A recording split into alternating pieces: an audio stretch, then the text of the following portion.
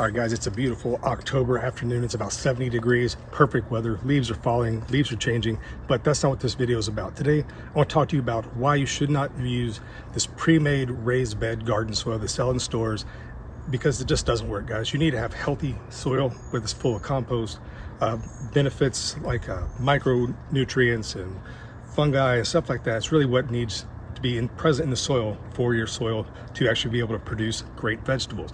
That being said, it's really easy to go to the store. Maybe you're a new gardener and you don't really know all the details on how to make your own organic soil blends, but you're just going to go for the cheap way out and you're just going to buy the pre-made, raised bed soil that's supposed to be able to feed your plants for 2 months, 3 months, whatever, depending on the brand and how they market it, right, guys? So anyhow, I'm going to show you down here what the results of using just pre-made, pre-sold, whatever, raised bed gardening soil. So let's go ahead and look at here and show you the results of what it looks like.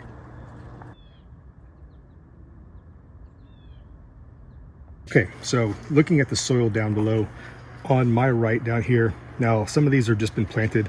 This is pure, just pre-made, raised bed soil. And look at this, guys. These plants, this some endive and some lettuce and things are just not even growing at all. It's very unhealthy. I've left it as it is, and nothing's growing. Now I've done this before in the past, but this is just did this purposely for this this experiment. I actually just made this bed, so kind of showing you what will happen if you use just the raised bed soil. And look at the results, guys. Nothing is growing. Now over here on the other side of this division here, this is also just pure raised bed garden soil. However, I did add a organic fertilizer to this half on this division. Look at the difference. Look at this endive, guys. Look at these leaves. They are massive. They are healthy. They are green. They are thriving, right? This is just raised bed soil mixed with organic fertilizer. And this on to the right again is just the pure junk they sell you in a bag. So don't be fooled by that, guys. So, if you watch this video or watch this channel long enough, I'm all about organic gardening and, building your soil organically through compost and leaves, grass clippings, things like that. And guys, it does take a little bit to get there, but if it's your first garden, you're starting off, you want to use this stuff, you need to mix in compost. You need to mix something else into it, okay? You cannot just buy this stuff and expect great results. Case in point, so let me show you one of the beds over here that's doing fantastic and just talk about the differences in the soil.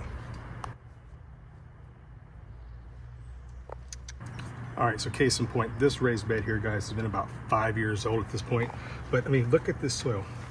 Look at this. See how black this soil is, how crumbly and how loose it is? That is 5 years worth of compost, leaf mulch, grass clippings, adding organic benefits to the soil. And look at this. Now this is late in October, so I've already picked most of the peppers. They're still thriving. Got carrots are the understory here.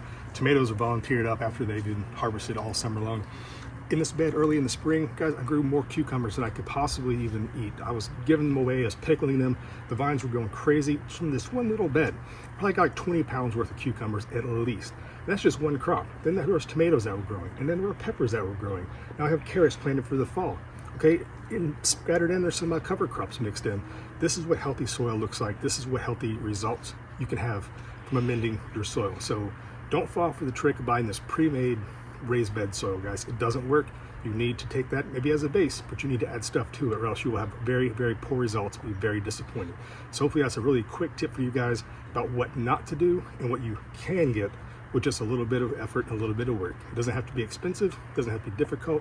It doesn't have to be hard at all, guys. Look at this. I mean, these peppers are still loaded.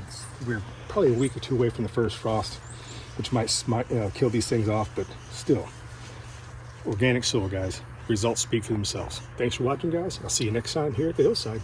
Bye-bye.